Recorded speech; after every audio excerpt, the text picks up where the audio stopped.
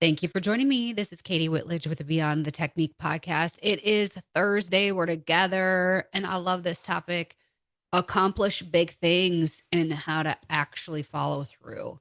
You heard the saying, how do you eat an elephant? One bite at a time. Yet, we have some things that will distract, distort, destroy, or discourage our progress when we have really big goals that we want to accomplish. And we're going to confront those today and help you get over the hump so that you can accomplish big things. For those of you who are new to Beyond the Technique podcast, this is powered by Maya, which is a marketing software company. Now, the reason I bring it up is because that was an accomplishment. This company started from another accomplishment, which was starting my own salon team, the brand, the business, everything, which started from accomplishing the big feat of finishing school. And you can backtrack and look for the evidence in your life where you did accomplish some big things. And yet, when you go for the next big thing, sometimes you struggle to believe it's possible, or you just get stuck. So we're gonna get into that and like how to get unstuck and really follow through so that you can accomplish big things. And if it wasn't for all that, by the way, this podcast wouldn't exist. I mean, this is episode 681. This was a podcast that launched before it was cool to have a podcast, because I wanted there to be in the US a platform for salon owners who are growing business. They love marketing, all the operational aspects, who have teams. They want to grow in their leadership. And there really wasn't at the time a platform like this.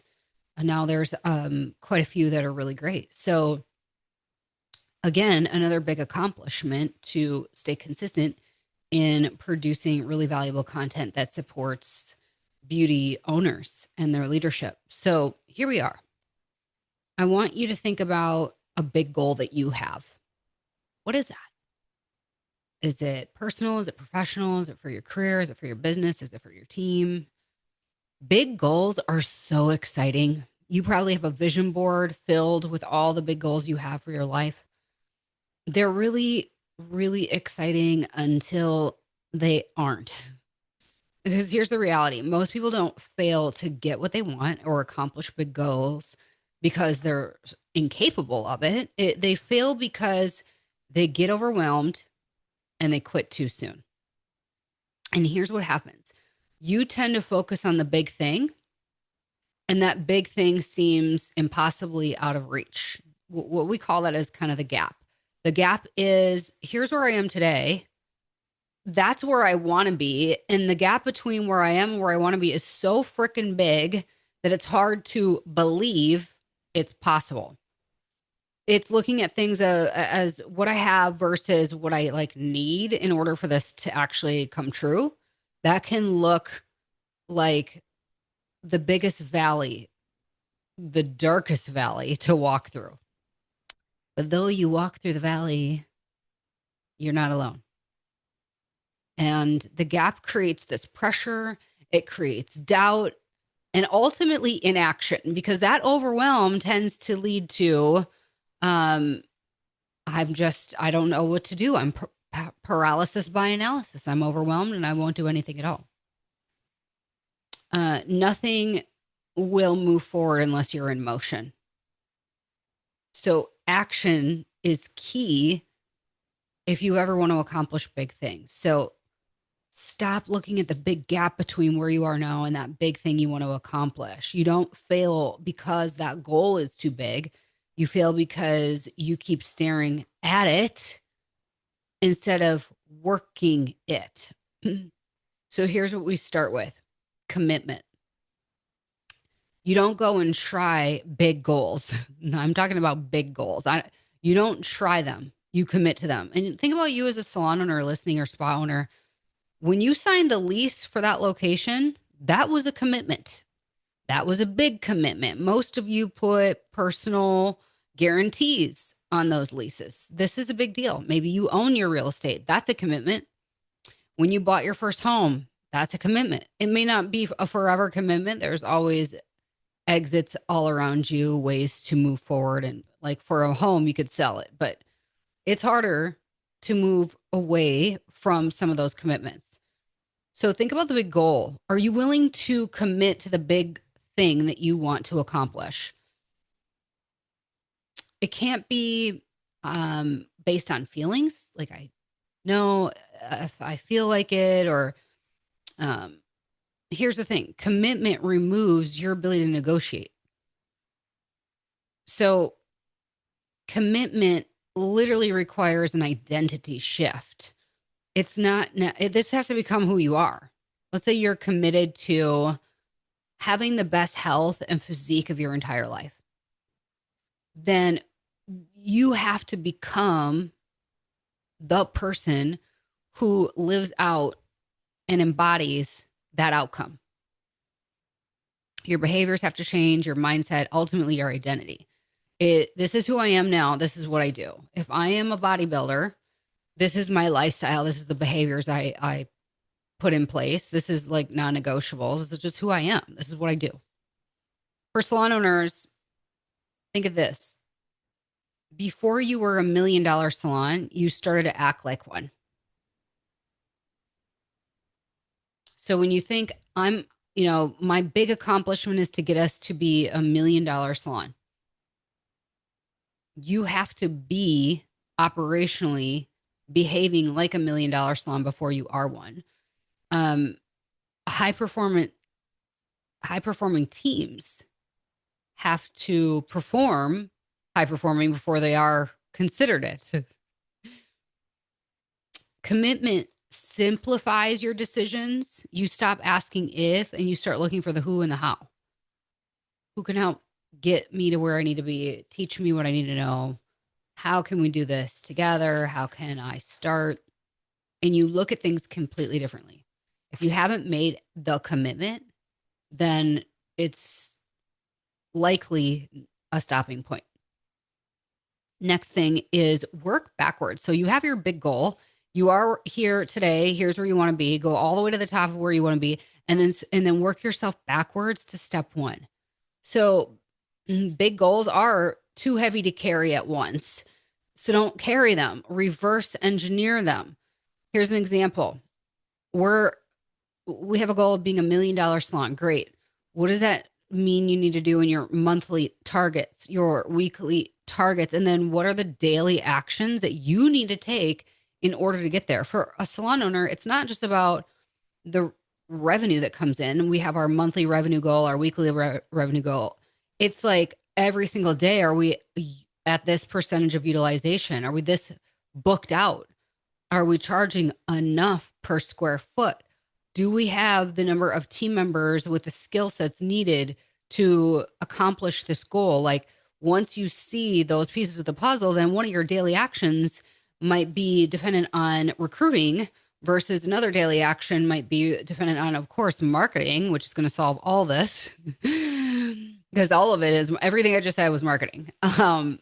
But that will really determine and what's my 1, 2, 3 that I do then today in order that long term we get to the $1 million goal. So really asking yourself, what does today need to look like? And that clarity is what will remove that overwhelm. Next step, build a process you can repeat. So you may have heard you don't rise to the level of your goals, you fall to the level of your systems. Put the systems in place for your daily habits. Success is not about the intensity that you go after what you want. It's about consistency of going after what you want. So what are the simple, repeatable processes you put in place? So daily, what are the follow-ups you need to make? Are there consultations? Are there coaching sessions? Weekly, are there marketing behaviors you need to put in place? Are there things with your hiring or recruiting pipeline that you need to be focusing on? And then monthly, reviewing your KPIs, your team development, education for yourself, your leaders, and your providers. Big wins are just small actions done consistently long enough. Where I am today from a physique perspective. So if you've been following us since 2016, if you go back and look at Beyond the Technique, I mean, Lord, we started with Skype when we first had guests on. How wild is that? So if you see way back when we started, Kati Whitledge on the Beyond the Technique, that's there's a big difference. I'll just say that. When I needed an identity shift and when I actually believed that it was possible and I just needed to stop questioning if it was possible and just start doing the things over and over and over and committing not to weeks or months, but to years. I will tell you that I'm almost 4 years in, and it's still like I have these daily goals of like, how do I optimize things even more, even though I am beyond where my dreams ever thought I could be with this weight loss and physique journey. It went from how do I lose just 5 pounds to, and those are the little incremental goals. I didn't say, oh my gosh, I have 50 plus pounds. By the way, I had over 100 pounds to lose. There was a lot, and I have lost over 100 pounds. So it didn't start with me looking at like, because that's overwhelming. Oh my gosh, I have 100 pounds to lose. How am I ever going to do it? It was like, I'm going to go for the next five. I'm going to go for the next five. And every little thing was a win. Every little thing was a win. And I didn't reward myself with food. I thought of different ways to enjoy that progress and that clarity, those little small steps every day over the longest period of time. Most of you aren't getting what you want because you quit too soon. You got to really make that commitment for the long haul. Simply persevering means you'll get there because most people do quit. So if you don't, you're already ahead of 90% of others. Focus on today's one thing. And that one thing cannot be tied to how you feel today because feelings will lie to you. I'm tired. Oh, this isn't working. Maybe this isn't for me. You might hear in my voice a little bit that I have a little bit of a head cold. But no matter what, I still got up and did my routine, all of it. But what do I do instead? Well, I pound the vitamin C and all the other good things, zinc, vitamin D with K3. Like there, can I carve out a little rest? Can I do some breathing exercises? What can I do to kind of drain the lymphatic system? Like, how can I get myself healthier quicker? But it doesn't mean, oh, I feel like crap. I'm not going to show up today for the commitments I've made. Same with emotionally responding to things. Let's say you have a team member, they quit. They don't even tell you. They tell a manager there was no respect given to you to say anything. No thanks. Thanks. I appreciate you and the opportunities I've been given here. Just done. How do you respond to that? Does that affect you showing up for everybody else today, being the best version of as a leader that you can be for your team? If that kind of stuff is going to push you around like the waves of the sea, then you are setting yourself up. You don't deserve that, by the way. But you can't let it derail you and set you up for failure. You still got to show up. Feelings cannot dictate your commitment of what you need to do today. Because discipline, staying consistent, is greater than your level of feelings and motivation. So actions create also that clarity, not the other way around. You don't need clarity before you take action. You need action, and you're going to see that things are going to clearly move in a positive direction if you take that action. And your team doesn't need your mood. They need your consistency. Now, you have your people that you're probably sharing openly with. You can be vulnerable, but you got to have a good head on your shoulders. You have to have the right perspective. You got to say, you know what? This really hurt. I feel disrespected. I also don't know what they're going through right now. This cannot be a reflection of my self-worth, whatever it is that if it's their mindset, if it's their character, if it's something, it's not you. So let it go. And you can talk to the team, then you got to move on. You got to move forward. So you don't adjust the plan every time it gets hard. You still execute. So focusing on today's one thing. Ask yourself this: what is the one thing I can do today that moves this forward? Not 10 things that you need to do today, not everything, just one meaningful action. So when you look at what it takes to, and this is so important for prioritization. I've always struggled with this, by the way, because I feel like all five of those things are equally important. They all deserve to have the number one spot on the priority list. And of course, that's not possible. So if you look at what is the one thing that is going to make the biggest impact today to get us to where we want to be, that is what you focus on. Win the day and you'll win the goals. Man, I had a friend and that was his motto to life. He's no longer with us. He died too young of testicular cancer. I looked up to him. He was the most positive human being. Always learning, always growing, always serving. It's just, I will miss him so much. And he literally had t-shirts made. Win the day, win the day, win the day, win the day, and you'll win the goal. Keep promises to yourself. Confidence doesn't come from the hype. It comes from evidence. So this is why at the beginning, I look back. It's like, well, wait a minute.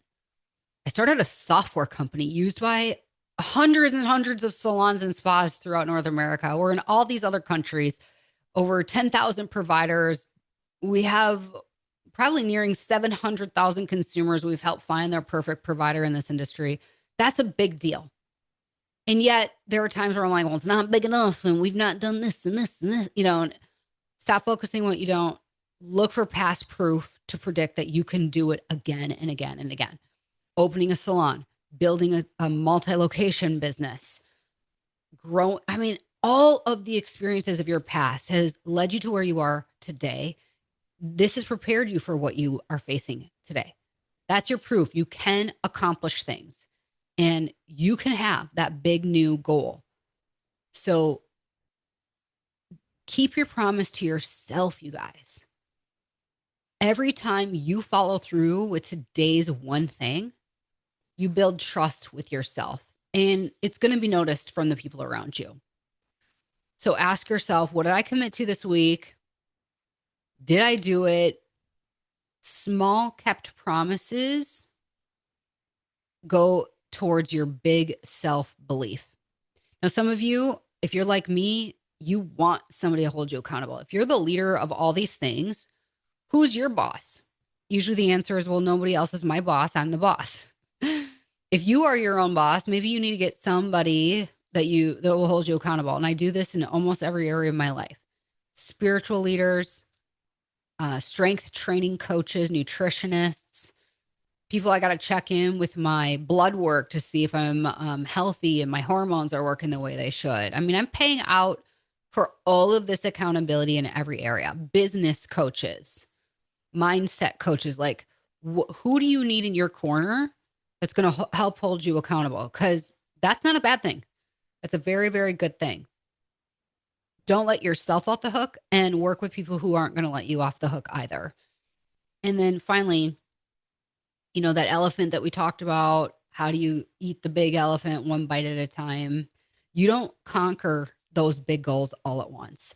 There is no truth in like, you're an overnight success. Everybody that's been interviewed that people feel like they were an overnight success said, you never saw the 10 to 15 years of nothingness that I did to get to this point, right? And then all of a sudden things seem like they blow up. Just that trajectory just skyrockets. So stay the course. It's not going to happen all at once. You don't leap straight to the finish line and you don't wait until you're ready. You just start showing up, putting in those action steps before you feel like it because you made a commitment. Number one, you break it down, you build your processes, you work the plan, and you execute daily. Today, you execute. So that gap, that distance between where you are now, where you want to be, that only wins if you stare at it, if that's all you're focusing on. But if you stay focused on the next step, you'll look up one day and realize you've already crossed it. Wow. Half the time on Thursdays, I'm preaching to the choir because the topics I choose are topics I'm really in need of myself, or I feel strong convictions on, or I want to just share things that I've learned recently. The timing is always divine. I hope you appreciate everything from the time that you and I have together.